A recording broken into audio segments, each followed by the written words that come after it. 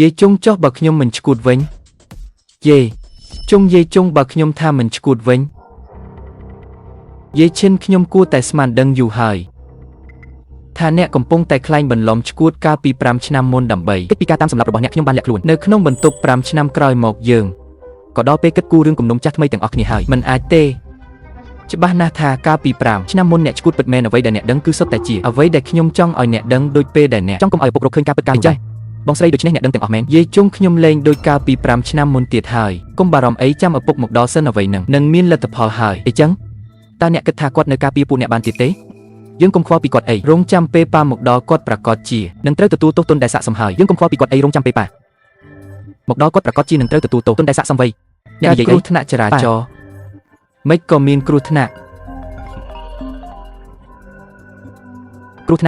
គេថាពេលកំពុងប្រញាប់មកគាត់និយាយហត់រថយន្តក៏រមៀលធ្លាក់ពីលើភ្នំធ្លាក់ចុះទៅឡានឆេះខ្លាយជីភេអស់ហើយពេលនេះកំពុងតែខិតខំស្វែងរកនិងជួយសង្គ្រោះពេញទំហឹងខ្ញុំស្នើថាដោយសារលោកប្រធានក្រុមប្រឹក្សាភិបាលមិននៅទីនេះអនុញ្ញាតឲ្យផ្អាកកិច្ចប្រជុំសិនផ្អាកហេតុអ្វីត្រូវផ្អាកក្នុងពេលដែលលោកចាស់ហេតុអីបានជាផ្អាកក្នុងនាមដែលលោកតាចាស់ស្លាប់ហើយការប្រជុំនេះកាន់តែគួរតែបន្តទៀតយេវ៉ាន់អ្នកកំពុងនិយាយពីអីហ្នឹងព្រោះថាលោកប្រធានក្រុមប្រឹក្សាបានលាចាកលោកទៅហើយខ្ញុំគិតថាថ្ងៃនេះយើងគ្រប់គ្នាក៏មកជុំគ្នាច្រើនដែរដូច្នេះថ្ងៃនេះយើងគួរតែបោះឆ្នោតជ្រើសរើសប្រធានក្រុមប្រឹក្សាភិបាលថ្មីម្នាក់ហើយយាយចុងឪពុករបស់អ្នកគ្រាន់តែបាត់ខ្លួនហេតុអ្វីបានជាអ្នកចង់ដណ្ដើមតំណែងប្រធានប្រឹក្សាភិបាលភ្លាមបែបនេះ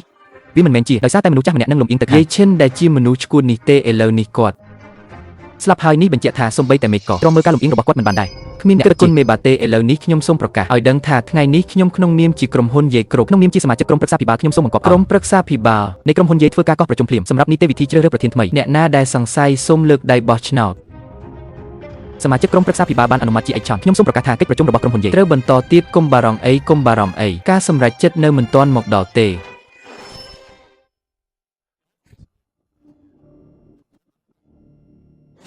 នាយកទាំងអស់មុននឹងឈានដល់ចំណុចនេះខ្ញុំស្នើឲ្យដកតំណែងទាំងអស់របស់យាយឈិននិងមូឡាយាជាមុនសិនហេតុអីបានជាធ្វើបែបនេះត្រូវលោកតាបញ្ជូនមកតែអ្នកឥឡូវនេះតាចាស់បានស្លាប់បាត់ទៅហើយឥឡូវនេះសូមអស់លោកអ្នកលើកដៃដើម្បីបោះឆ្នោតអ្នកដែលយកព្រមសុំលើកល្អណាស់ឯកភាពជាឯកច្ឆ័ន្ទខ្ញុំសូមប្រកាសបណ្ដេញលោកយាយឈិននិងលោកមូលីយ៉ាពីគ្រប់តំណែងទាំងអស់ខ្ញុំសូមសម្រេចលើលោកយាយឈិននិងលោកមូលីយ៉ាតើអ្នកមានល្បិចកអ្វីនៅក្នុងខ្លួនហេតុអ្វីបានជាតំណែងអនុប្រធានក៏អ្នកមិនព្រមទទួលយកទៅវិញអ្វីដែលជារបស់ខ្ញុំគ្មាននរណាអាចយកទៅបានទេបន្ទាប់មកខ្ញុំបន្តស្នើតែងតាំងអ្នកនាងយេវ៉ាន់ជាអនុប្រធានក្រុមហ៊ុនអ្នកយល់ព្រមសូមលើកដៃល្អណាស់ខ្ញុំសូមប្រកាសថាអ្នកនាងយេវ៉ាន់ត្រូវបានតែងតាំងជាផ្លូវការក្នុងក្រុមហ៊ុនយាយការតែងតាំងអនុប្រធានថ្មីចូលជាធម៌មានភ្លាមយាយឈឹងតើអ្នកពិតជាចង់ធ្វើអ្វីឲ្យជាក់លាក់មិនយូរប៉ុន្មានទេអ្នកនឹងដឹងហើយបន្ទាប់ខ្ញុំសូមស្នើសូមតែងតាំងខ្ញុំជាប្រធានក្រុមហ៊ុនយាយជាប្រធានក្រុមប្រឹក្សាភិបាលថ្មីហើយជាផ្លូវការសូមលោកនាយកទាំងអស់បញ្ចេញមតិយោបល់របស់អ្នកទៅតើពិតជាត្រូវទុកឲ្យគាត់ឡើងកាន់តំណែងមែនទេពិតជាបានខ្លាចជាប្រធានមែនក្រុមហ៊ុនយាយតើយើងមានកន្លែងរស់នៅណាទៀត321ប្រធានក្រុមប្រឹក្សាភិបាលនៅមានជីវិតគាត់មិនអីសោះលោកប្រធានក្រុមប្រឹក្សានៅមានជីវិតលោកយាយជាស្វាមីអ្នកម៉េចខ្ញុំមិនក៏មិនទាន់ស្លាប់ទៀតលោកគ្រ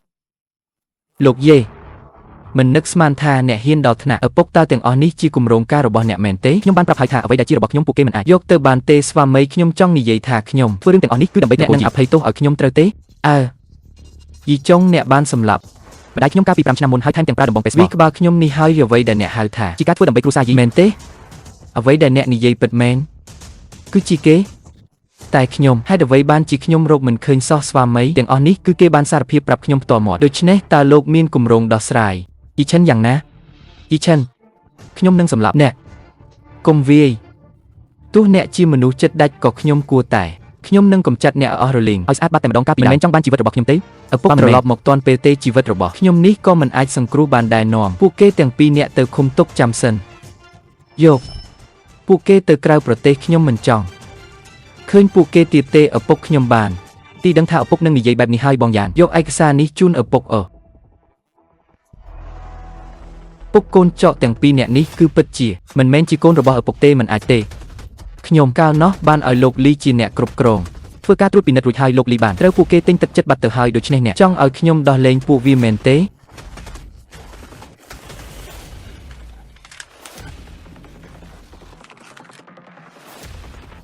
ពួកវារួមគំនិតគ្នាដើម្បីបោកខ្ញុំនាំពួកវាទាំងពីរអ្នកចុះក្រោមទៅខ្ញុំនឹងធ្វើឲ្យពួកវារងទុក្ខដូចជាឲ្យស៊ីបេតុងអីចឹងព្យាបាលជំងឺពួកវាខ្ញុំនឹងធ្វើឲ្យពួកវានៅមន្ទីរពេទ្យវិកលចរិតជារៀងរហូតយេ